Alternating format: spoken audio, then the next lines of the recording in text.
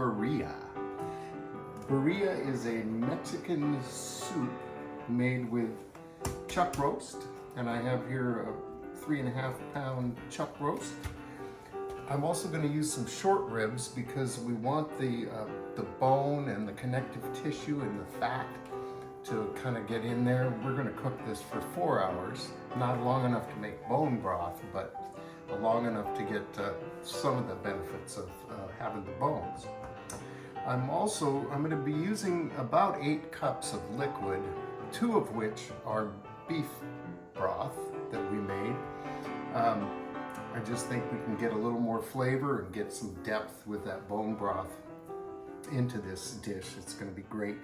I have a variety of chilies. These are the last of our guajillos that we brought back from Hatch, New Mexico. They're in, kind of sad shape. But I've got about 8 of these, or 7, I guess.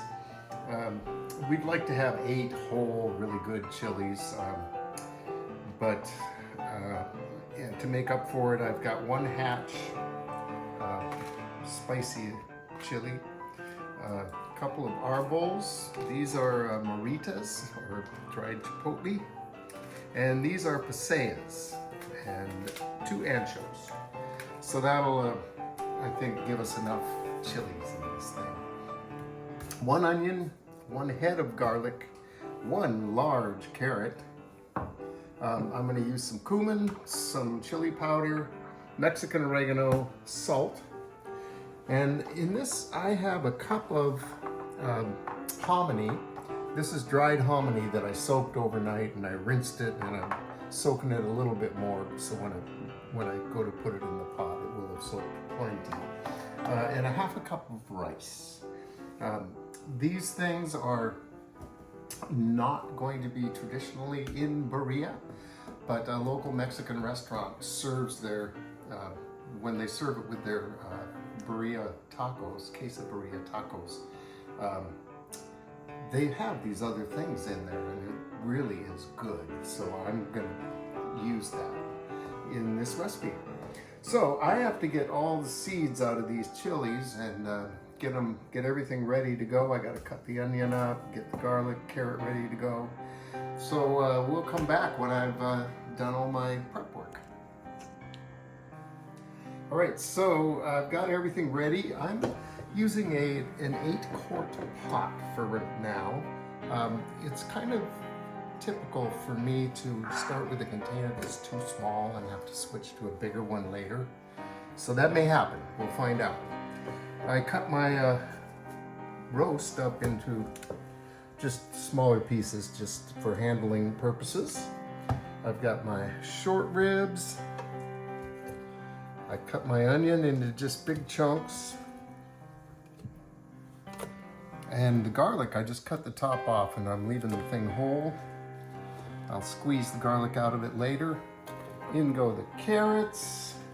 And I took the seeds out of my peppers and I left them in pretty big chunks so I can fish them out again here soon. The Moritas, you don't have to take the seeds out of, you just leave them. They don't even have stems. And the Arbols, I just take the stems off and leave the rest of the chili whole. And to this, we're going to go in with 1 teaspoon of cumin,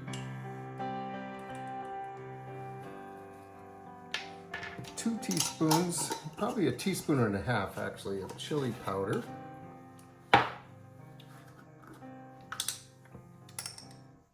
This will help give us some color to the broth too, just like the chilies will. And 1 teaspoon of Mexican oregano.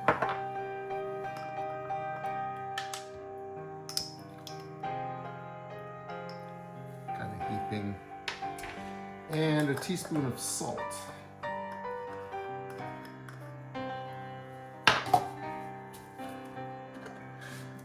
It's gonna all fit in one pan this time. Some of those things will cook down a little. Won't have to change to the bigger pan. So we're gonna cook this for 45 minutes or so, and then we're gonna take everything out of this except the meat and put it in the blender and then put it back in.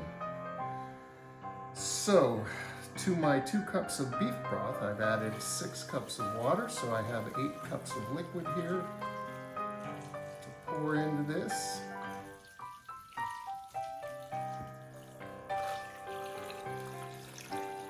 Some of the beef broth isn't thawed yet, but it will be soon.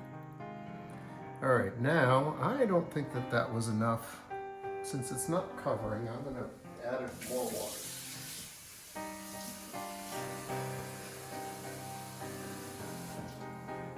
So I'm going to go in with another 2 cups of water.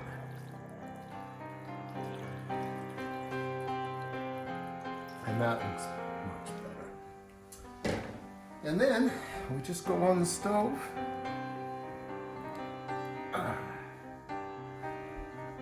And get it boiling.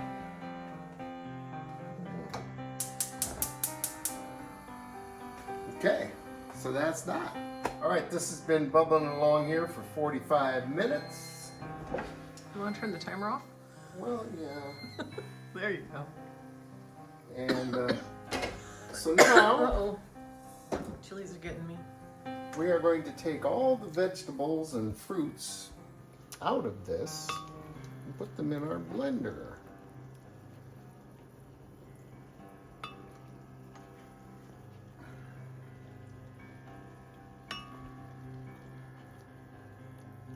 Now you could cook all this other stuff separately and blend it up and then add it to the pot, but I think there's a lot of benefit to having all these flavors cooked in here.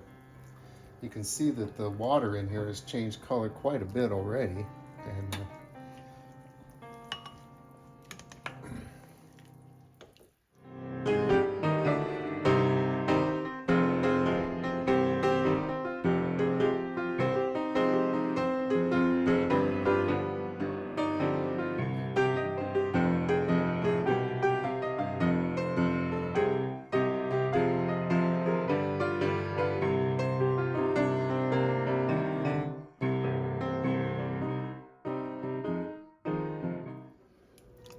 so I think I got everything.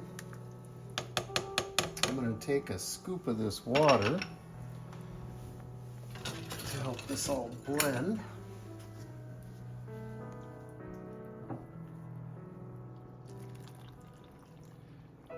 Maybe even 2 scoops. Okay. Oh, I gotta. Please come back to do that. We can get this going. That's going to be a little bit hot to handle right at the moment. Not that this won't.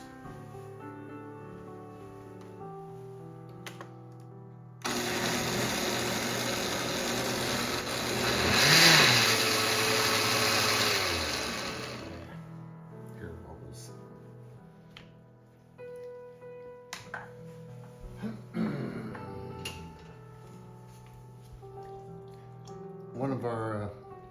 One of the things on our to-do list when we got back from Hawaii was to buy a better blender, and we didn't do it yet. No.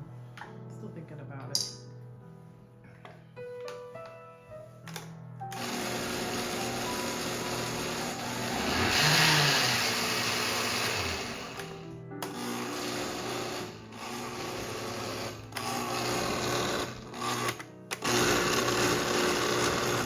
The real trick here is that we really want to get all those chili skins blended up so that they're not chunks floating around in our stew here. But it looks like it's going really well. So now I'm going to just squeeze this garlic. Sure. Oh, it's working. Oh yeah, This was hot. it's just hot. And I don't really, I guess I could have used a towel. Yeah, it's really hot. Let me get a washcloth.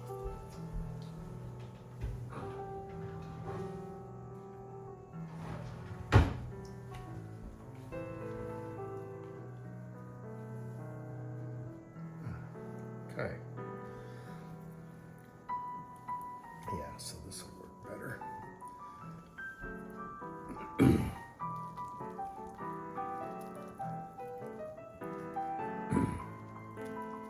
Okay.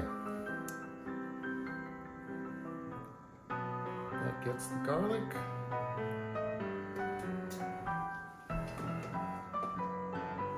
One more time.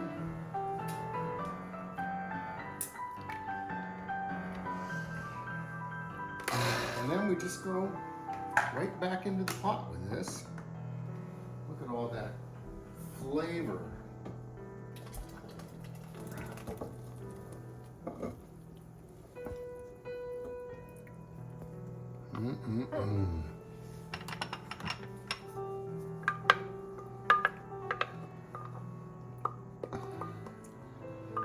Okay, that'll be something.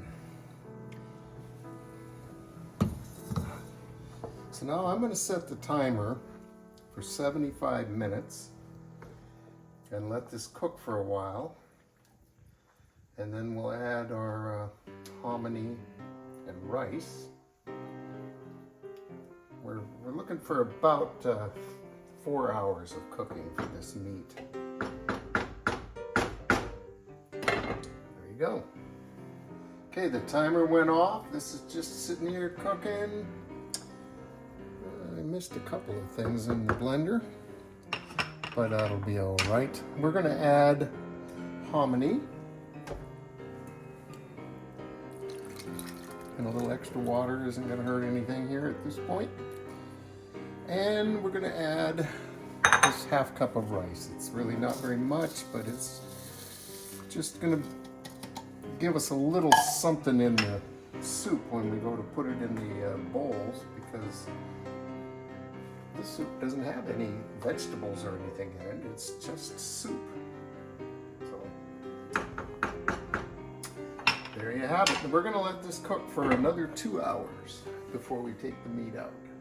All right, we've cooked our meat for 4 hours. And now we're going to take it out of the pot. And this, you know, this could be a little tricky, but oh man, the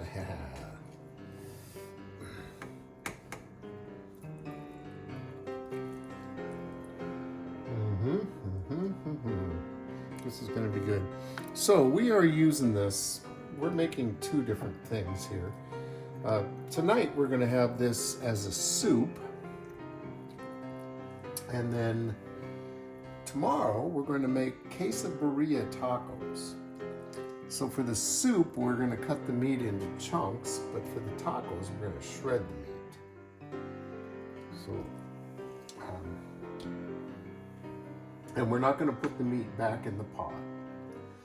We're going to, you know, put some meat in a bowl and then add the soup to it.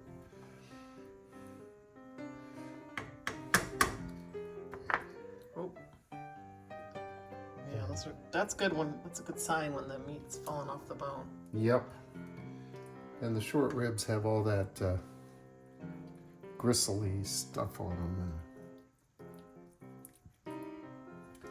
This is just really going to be That's a heck of a lot of meat. Yeah. Gonna have to call a neighbor boy over to come help eat it. And there's a short rib. Well, we're having company for the tacos. I'd like to make sure I get all these rib bones out of there.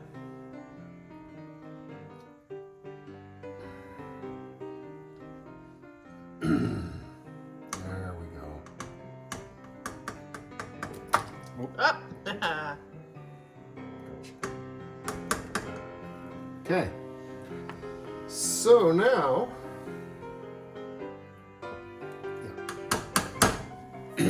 I'm going to add the corn to this. And we're just going to keep this soup hot until it's time to serve it up. And we'll get to cutting the meat up. All right, so now that we've let our soup sit a little bit, we can scrape the fat off the top. And we're going to put this in a container that's big enough to put a tortilla in because we're going to be dredging the tortillas in this before we fry them for our quesabirria. Here's a nice thick slice of it. Yep. It's a pretty thick stew altogether here, and it's a little difficult to tell where the fat ends and the stew begins. So did you mention this has been in the refrigerator, so it's completely chilled? I didn't. You did. Yeah, yeah, because we did the soup part for one day, and Yeah. makes it a little easier to find that solidified. All right. Now- I think that's going to be good on that. And so I'm going to shred the meat for the tacos, and we'll come back when we're ready to make tacos. Okay, so I have heated up my griddle. I have soaked 2 tortillas in my juice, my Birria juice. I'm gonna get them on here.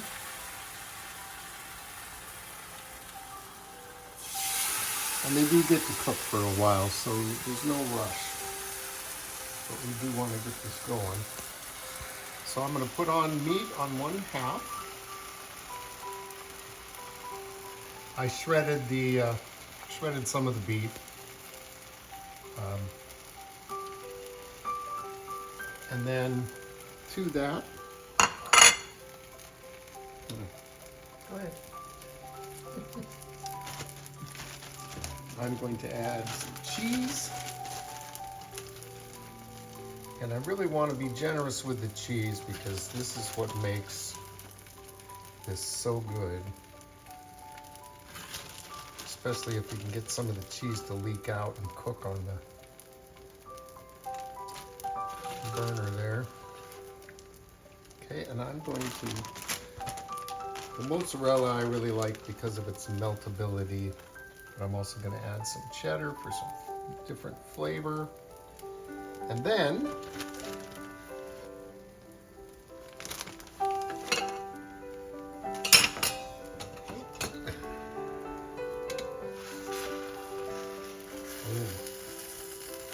I want to fold this over.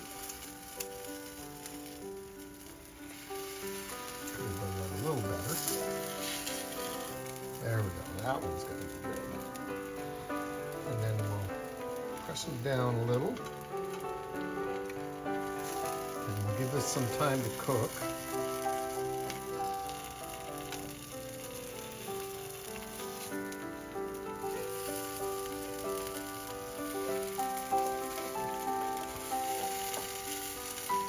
And while those are cooking, we can add, we put a little bit of our soup stuff here in a bowl. These Quesabirria tacos are traditionally served with a little bit of the soup. Oh, there's what I'm looking for. So we'll get that ready to go. Now let's see how we're doing over here.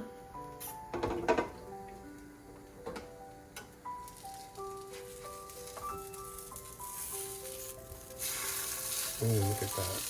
I'd probably cook that a little bit longer.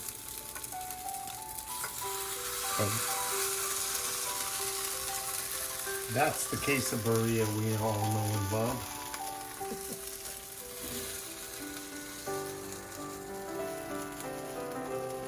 So the idea here is to cook this long enough that it gets crispy on the outside. That's when they're really good. A little bit of a crunch when you bite them.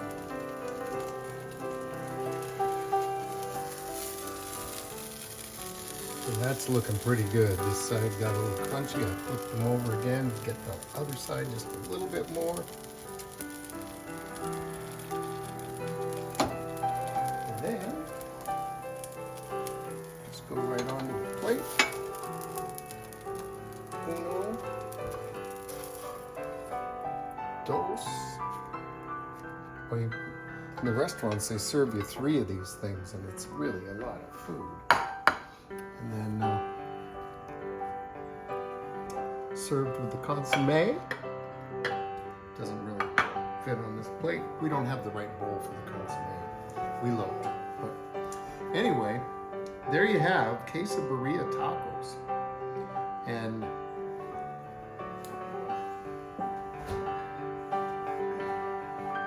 customarily,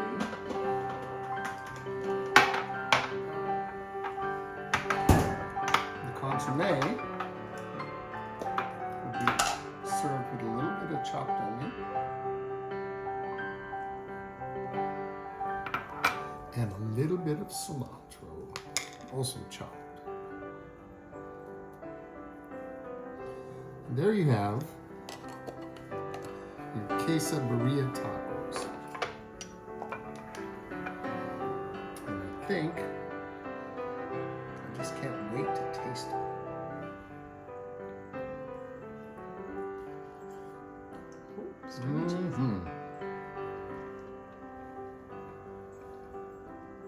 So that is really, really good. That's just what I was hoping for. So these are a little messy to eat. They're also messy to make, but well worth it. So thanks for watching Two Cooks in the Kitchen. Subscribe to our channel. Look for the recipe on our website at twocooksinthekitchen.net. And we will see you next time.